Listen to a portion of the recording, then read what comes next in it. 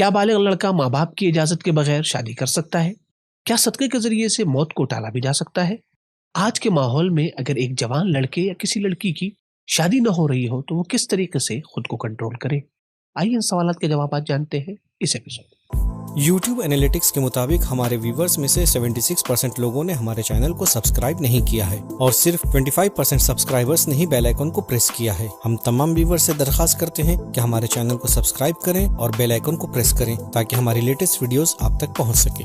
بسم اللہ الرحمن الرحیم، نحمدہ ونصلی علی رسولہ الکریم وعلی آلہ الاطیبین الاطہرین۔ ناظرین کرام السلام علیکم، امید کرتے ہیں کہ آپ بخیر عافیت ہوں گے۔ ناظرین آئیے چلتے ہیں اپنے پروگرام کو شروع کرتے ہیں چھٹے امام جعفر صادق علیہ السلام کی ایک نورانی حدیث کے ذریعے سے۔ سألہ علیہ السلام رجل ان يعلمہ ما ینال به خیر الدنیا والآخرہ ولا يطول علیہ فقال علیہ السلام لا تکذب۔ امام جعفر صادق علیہ السلام کی خدمت میں ایک شخص آیا اور اس نے سوال کیا، مولا ایسی مختصر چیز بتائیں جس میں دنیا اور آخرت کی اچھائی پائی جاتی ہو۔ تو امام جعفر صادق علیہ السلام نے ارشاد فرمایا، جھوٹ نہ بولو۔ جھوٹ ایک ایسا گناہ ہے کہ جو تمام برائیوں کی جڑ ہے، اس لیے کہ اگر انسان جھوٹ بولنے لگے اور انسان کو جھوٹ کی عادت پڑ جائے تو انسان گھر کے اعتبار سے بھی، فیملی کے اعتبار سے بھی مشکلات میں دوچار ہو جاتا ہے۔ اسی طریقے سے دوستوں کے درمیان بھی اگر کوئی انسان جھوٹ بولنے لگے تو اعتماد ختم ہو جاتا ہے، بھروسہ ختم ہو جاتا ہے، اور پھر جب انسان کا بھروسہ ختم ہو جائے، اعتماد ختم ہو جائے تو پھر اس کی زندگی کا کوئی فائدہ نہیں، ایسا انسان کبھی بھی کامیاب نہیں ہو سکتا ہے۔ اسی لیے چھٹے امام علیہ السلام نے اس حدیث میں جب امام علیہ السلام سے کسی نے یہ سوال کیا کہ مولا یہ بتائیے کہ دنیا و آخرت کی اچھائی اور خیر کس چیز میں ہے، تو امام علیہ السلام نے یہی ارشاد فرمایا کہ تم جھوٹ نہ بولو۔ اگر تم جھوٹ نہیں بولو گے تو دنیا و آخرت دونوں میں کامیاب رہو گے۔ دوستو آئیے چلتے ہیں اپنے پہلے سوال کی جانب۔ السلام علیکم مولانا صاحب، میرا سوال یہ ہے کہ کیا کوئی بالغ لڑکا ماں باپ کی اجازت کے بنا شادی کر سکتا ہے؟ کیا ایسا کرنا جائز ہے؟ بسم اللہ الرحمن الرحیم۔ اسلام اور شریعت کی نظر میں ایک بالغ لڑکا پوری طرح سے آزاد اور خود مختار ہے اور وہ اپنی زندگی کے تمام معاملات میں خود فیصلہ کر سکتا ہے، اس کے لیے کسی کی اجازت کی ضرورت نہیں ہے۔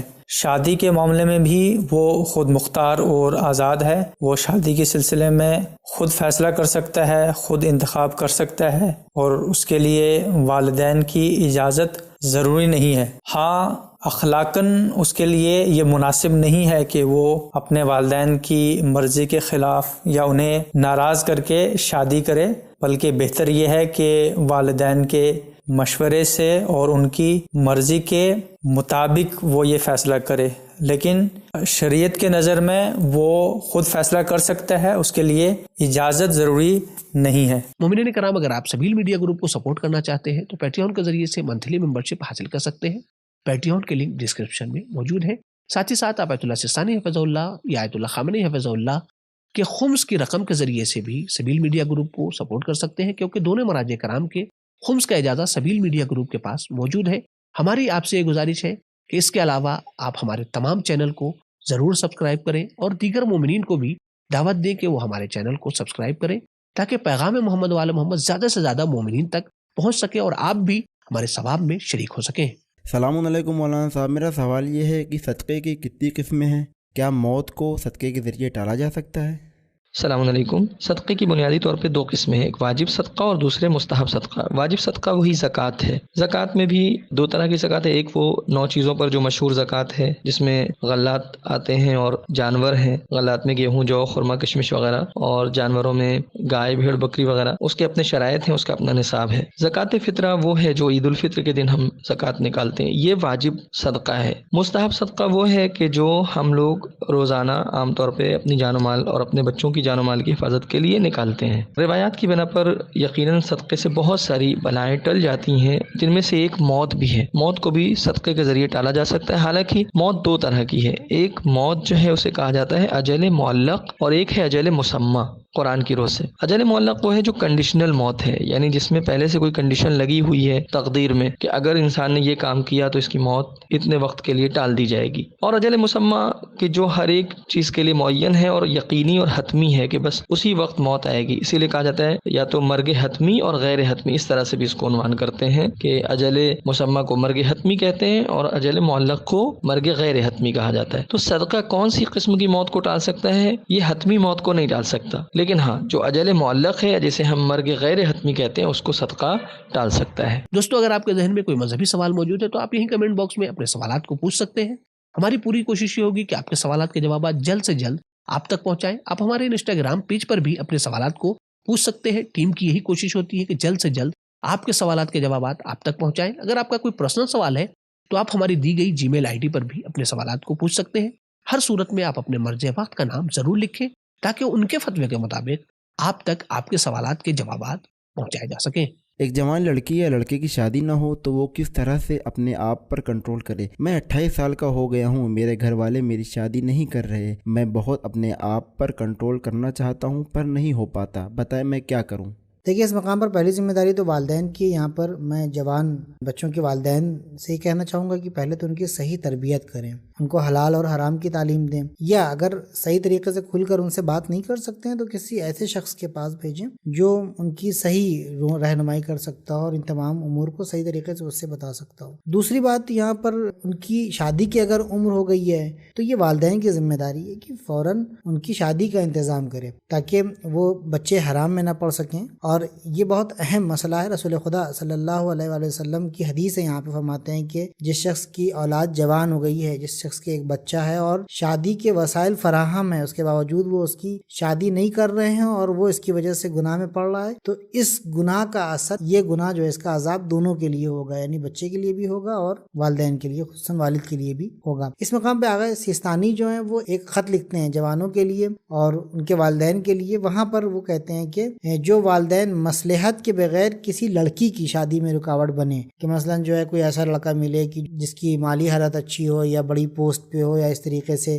لوگ تلاش کرتے ہیں اور اچھے لڑکے ہونے کے باوجود جو ہے وہ ان تمام چیزوں کے پیچھے بھاگتے ہیں، ان کے بارے میں کہہ رہے ہیں کہ جو والدین مصلحت کے بغیر اپنی لڑکی کی شادی میں رکاوٹ بن رہے ہیں تو وہ گناہ گار ہیں، اور اگر بچی جو ہے وہ کسی گناہ میں پڑ رہی ہے تو جب تک اس کا یہ گناہ باقی رہے گا اس کے اثرات اور اس کا عذاب جو ہے وہ اس کے مستحق اس کے والدین بھی ہوں گے۔ تو اب یہاں پر آنے کے بعد یہ ہے کہ شادی کی راہیں فراہم کی جائیں۔ دوسرا مسئلہ، اگر کوئی جوان ایسا ہے جو شادی کی عمر تک پہنچ گیا ہے اور اسے حرام میں پڑنے کا خطرہ ہے، تو اب اسے اپنی جنسی خواہش یعنی سیکسول ڈیزائر کنٹرول کرنے کے بجائے بہتر یہ ہے کہ اسے جائز طریقے سے پورا کرے، جائز طریقے سے فلفل کرے اس کو، یعنی شادی کرے۔